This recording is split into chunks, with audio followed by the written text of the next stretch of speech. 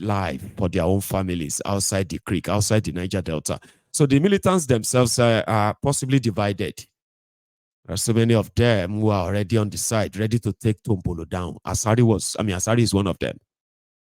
Asari Dokubo danced naked in public. He twerk and twerk and twerk for Tifnumbu because he wanted to replace Tombolo.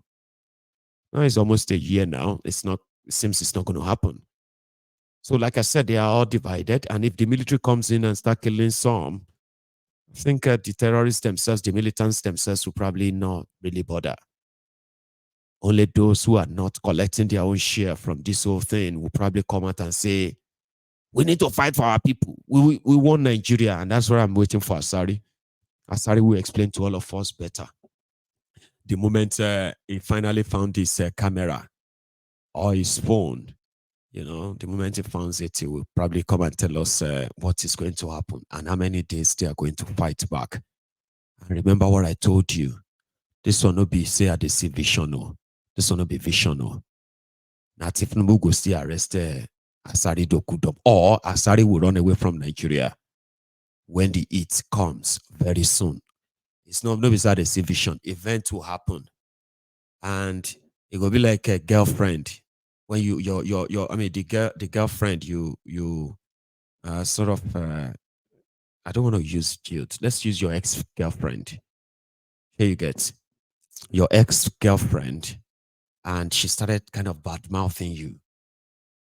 Start telling everybody that, and people will think, oh, she's your ex. She must know you, but they won't know that it's just a scorned woman, angry woman, bitter woman because you just broke her heart and she can see you happy again. So that's exactly what Asari will be like. And sometimes they always go overboard. They always overdo it. Here you get, your ex is saying things. You're not bothered. Just tell them, no, she's just jealous of my new girlfriend. So did you hear what she said about it? I said, no, I'm not bothered, She's just jealous. Then she'll say something, say, what? Did you say that? Oh, I'm suing her. I'm suing her for defamation. No, I have to sue her. In the case of Asari, he thought they were going to do him well. But somehow, I think they don't trust him. Or Asari is going to run out of patience soon. And then go Conde talk like, say, business as usual. You understand? And since everybody knows him as Tifnumbu's, one of Tifnumbu's Jagaban army, Abi, people will be mocking him and they will be firing. And one morning, breaking news, Asari don't run go Togo. Now we'll come here, they do broadcast and talk about Asari. But remember, I say it to you first, by the way, because it's going to happen. When Tifnumbu, when Werewike, through the backing of Tifnumbu, was considered as trying to remove Fubara. In anger, Asari Dokudomb came out and said, if they remove Fubara, Ijo people will fight. Ijo people with this, Ijo people with that. If Tifnumbu allow Werewike to remove Fubara, they will still remove that one, no, because the way I'm saying it, they will still remove him. So what I'm saying here is that as all of this shege, all these policies, actions, and inactions of Tifnumbu's illegitimate regime, as they are dishing them out every hour, every day, and every week, where everybody they collect their own share, depends on which one touch you. Here you understand now. So as some of them will be touching Asari and the Asawana group from that part, Asawana will make video. We will come put them for trouble. Asawana and his army ain't go run enter bush. You see the Operation Python dance, crocodile jump. I be waiting to record that one. Leopard catwalk. I don't know. Like all those things, they go still do them for Asari and Asari group. Some of you are already calling him now to come and say something now that the soldiers are killing his people. I'm waiting you want me Asari talk now than to threaten the Nigerian army and tell them that the Nigerian, I mean, the Ijaw nation is watching. Ijaw nation is watching. Ijaw nation will fight back. All the Nigerian army in Ijaw land, they must leave Ijaw land. Now, so you go talk jam. And so they go declare unwanted. Or they go tell you, say, don't. And if they arrest Asari this time, let's say Asari is, Asari is diabetic. And you know that. So somehow, if he be in hand, he said it himself. So I didn't make that up, okay? He said it himself. However, what I'm trying to say here is this: everyone will collect, and it's pretty much like those who are standing behind the APC, Egbe, thinking they will drink poison, and another people will die from that poison. So yes, this is how one by one, everyone will be coming out one by one to react. Some of their reactions with Sifnumbu that we know will be considered as a threat. When they talk about loyalty, it's pretty much about slavery. And you see this bubble that they are living inside, the bubble of yes, we have the power, we have this. Let everybody continue to complain. Let them continue to lament. There's nothing they can do. It is a bubble. And because it is a bubble of corruption, where corrupt, selfish, greedy, low mind, low brain individuals come together thinking that whatever is in there will be enough for them. Now, because every one of them came together to see what they can get for themselves, right? So inside that bubble, it is already sort of a choking, it's piling up. And that is why in Nigeria today, it has become a tradition that no matter what you are going through economically in Nigeria, the criminals in charge of Nigeria successfully will ensure that 70% of your budget, national budget for the poverty capital of the world, 70% of that will have to feed your elite, your politicians.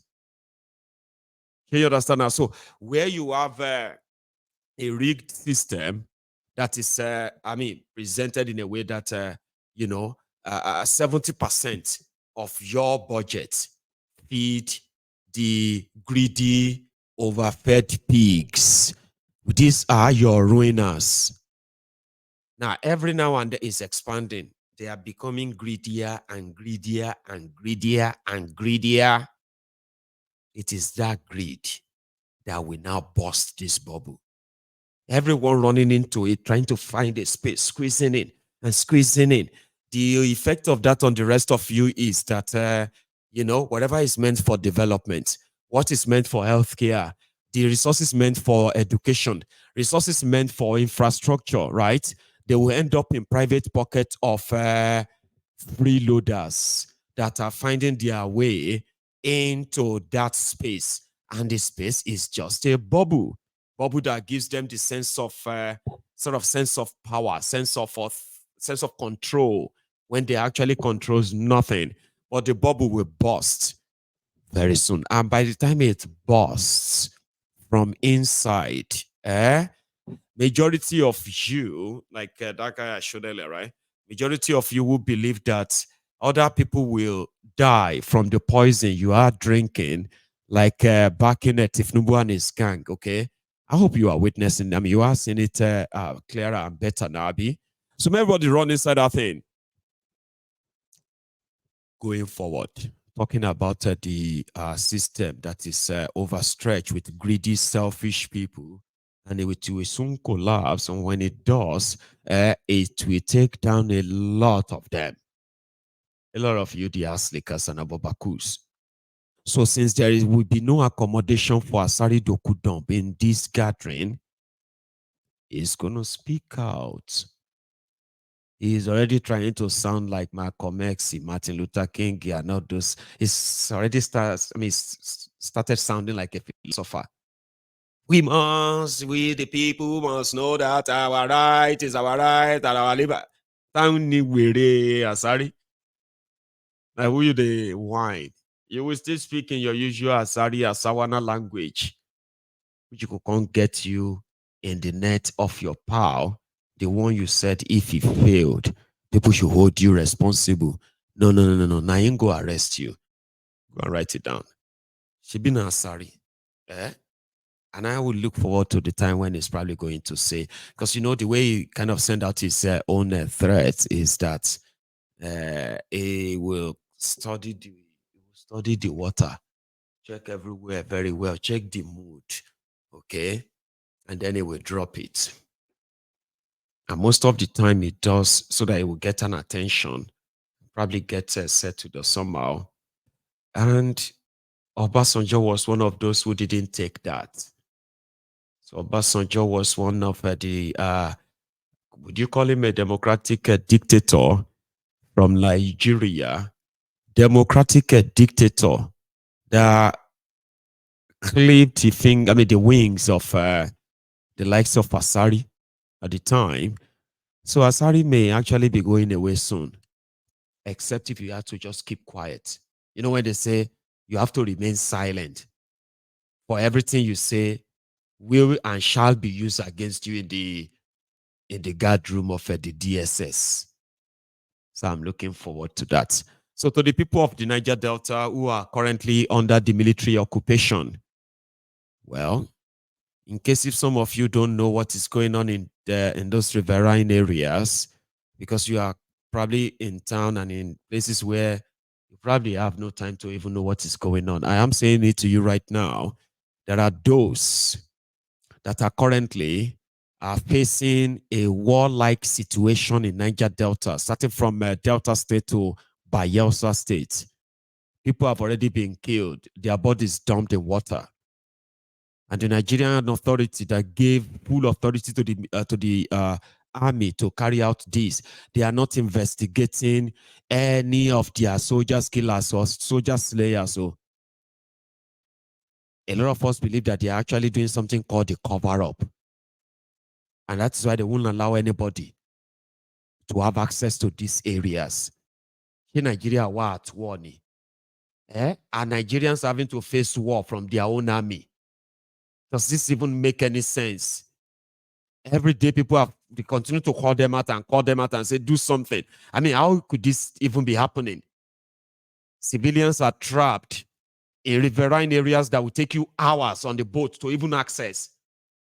These are not places where you can actually drive by road and go to.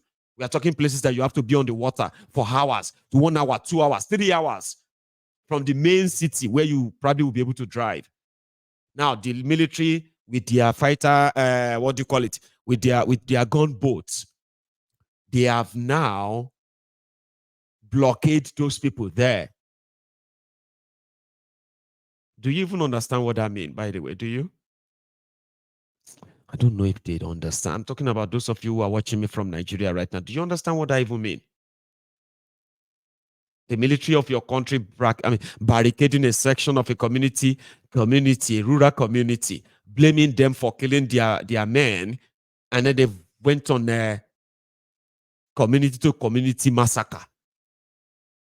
Yeah? And for those who have managed to survive the shootings, the massacre, they are stuck in the forest, stuck in the creek for days now. Abba. And you're still there saying, hey, now why did they kill soldier? Are you normal? Are you normal? Then why did they kill soldier? Why did they kill soldier, Baba? What is sumi by you? Eh? I just mentioned Obasanjo there, right? So there is this report that, again, it is from Abia State, where Alex Otti is. It's also a good news, by the way. All right. And this is something, it's passive, right? But it's something. Tifnumbu started the pension for ex-governors in 2007. The Lagos State House of Assembly passed the bill to begin to pay pensions to Lagos State ex-governors. And the argument was that if you become president of Nigeria for just two days, you will be entitled to the pension package of head of state or head of government or president, ex-president in Nigeria.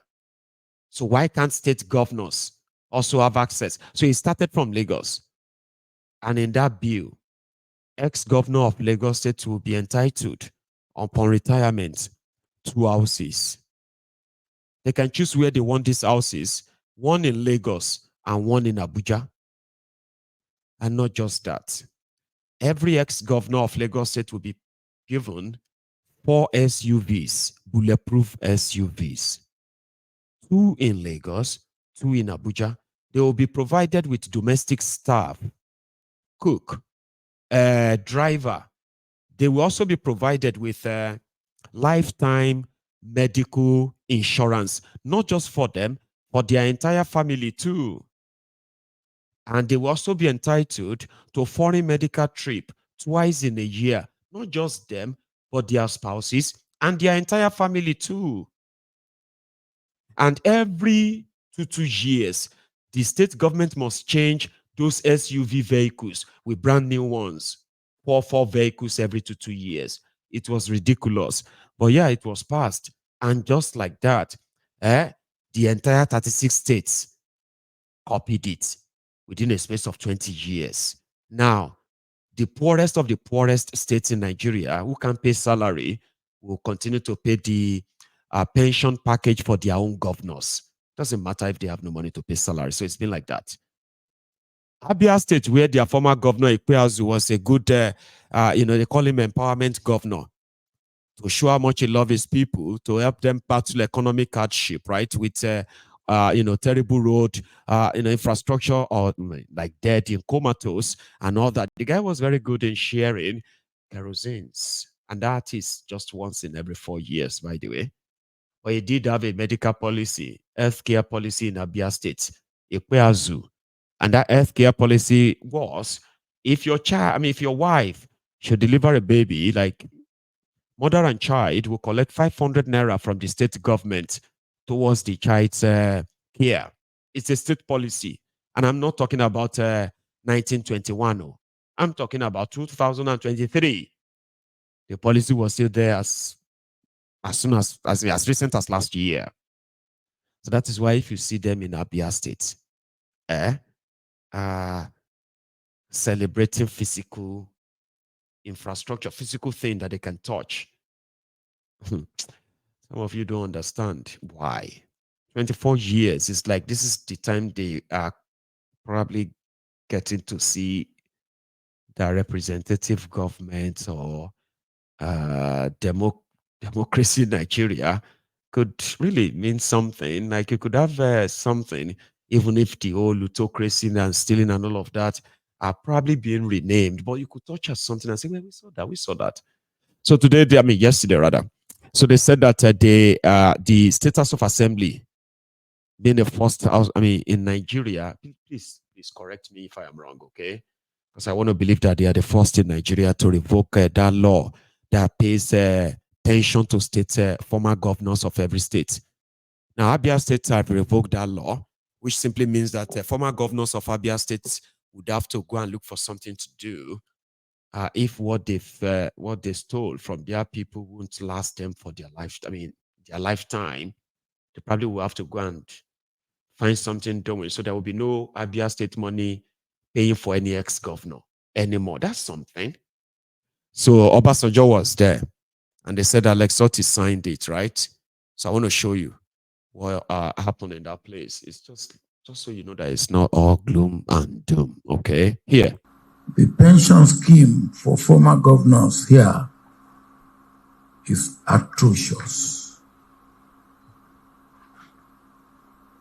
It's like daylight robbery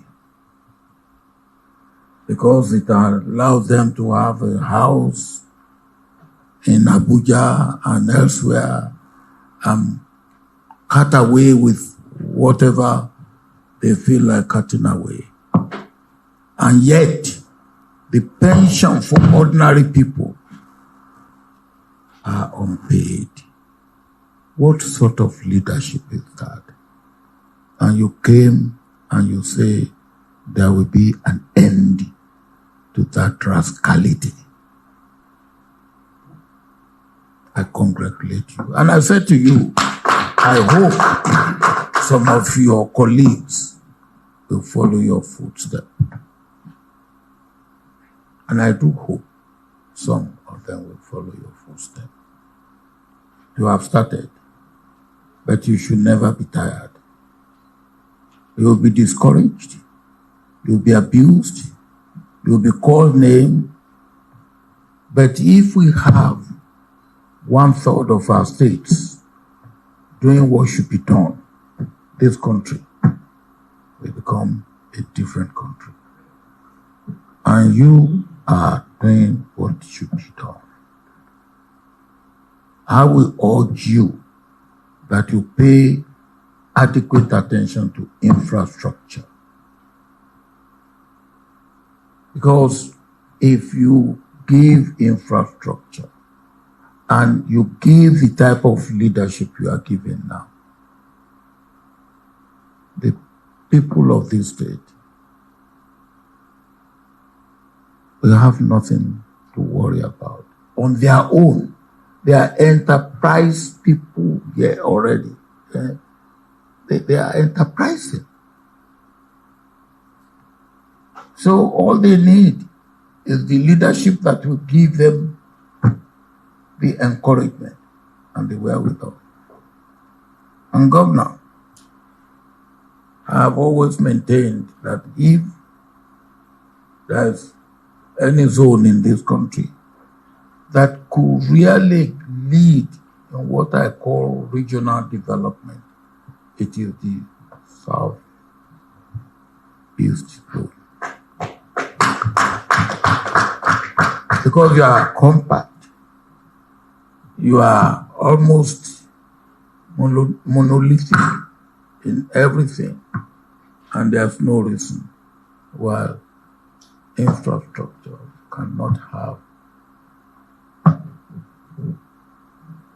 joint development and make in transportation.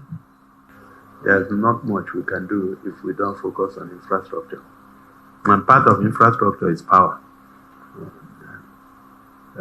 In fact, it's the most important infrastructure for industrialization, production, manufacturing, and even the small and medium scale enterprises. So I want to also thank you for supporting our decision to repeal the pension law for former governors and former deputy governors. I had said yesterday as I signed the law, the bill into law, that I strongly believe that leadership is stewardship. And if you've come to serve the people, you can't at the same time be fleecing the people. I agree with you completely on your comment about infrastructure, and that's why we are very focused and single-minded in developing infrastructure, particularly for Aba, which is the commercial and industrial hub of the state, and actually the southeast.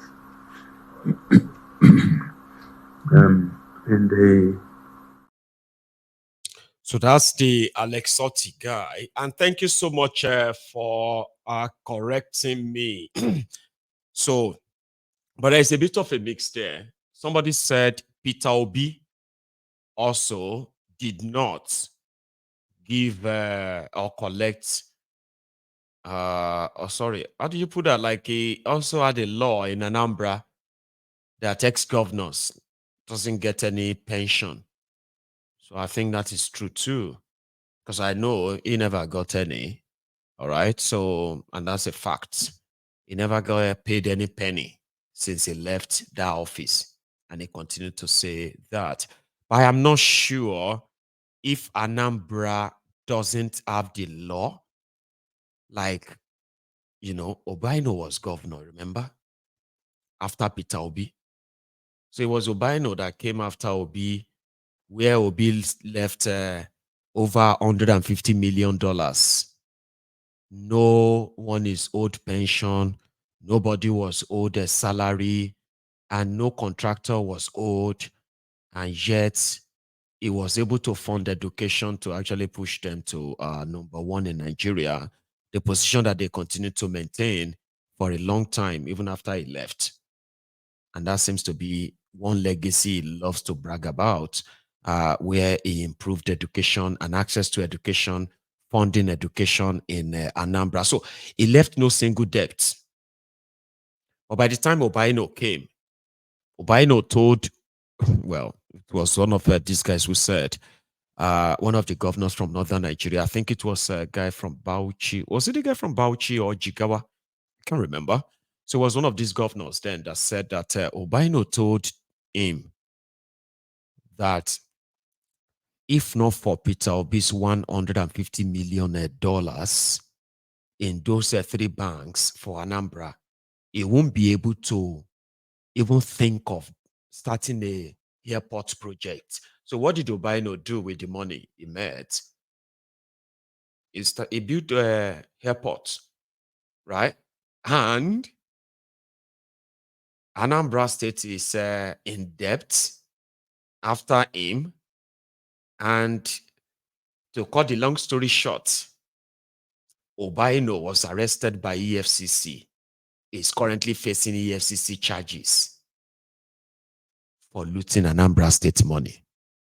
And the Obi that came before him and left before him, that handed over to him, Obi that made him your governor in Anambra then, because his influence actually made Obaino governor. And then afterward, he was like, they started accusing Peter Obi that Peter Obi was asking for 1 billion naira every month from Obaino. That is why Peter Obi is not supporting Obaino for second term. Till tomorrow, there are still some Agbadorians who believe that story to be true. That Peter Obi was asking money from Obaino, but it was because Peter Obi won't support him for second time ahead at the time. So the point I am making here is that in that same Anambra, where, I mean, Peter Obi was their governor, never drawn any pension or what have you, immediately left office, left no debt. But that same Anambra today is where you have a Solu Dump, the Taiwan professor. The story is also different.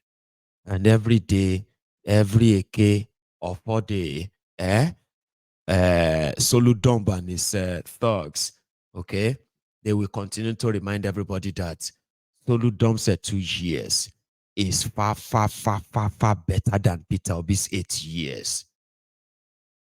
It's like they always want to kind of tell you that your Peter Obi is not saint, but you know, we are doing better than him. Come and see what we, all that stuff.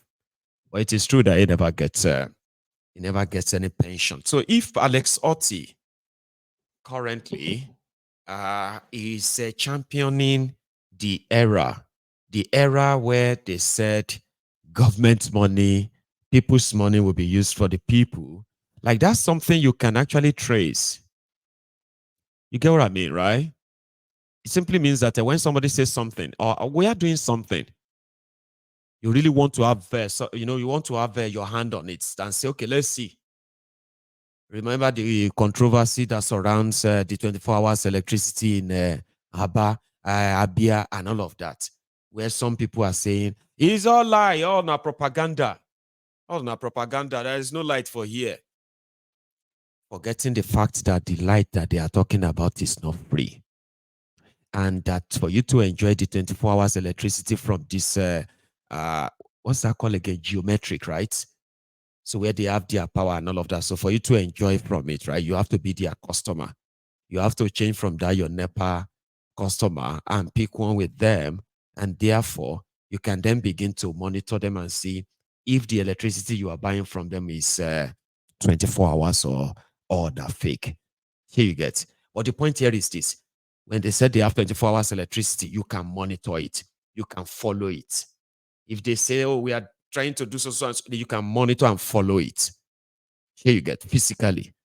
And that's something that when you know that if this is done, it is going to impact economically and otherwise on the larger population, of the people, right? That is what you call the government policy. It is not policy that puts money into the pocket of few people that will then turn themselves to canary praise singers and tell you how, come and see, oh, come and see what the Lord has done. Come and see what this guy has done. Because to them, God has changed their life for being or having, partaking in the sharing of the national resources. I say, how much did they give you, Baba? 1 million. 1 million. God is marvelous. Nigeria get money.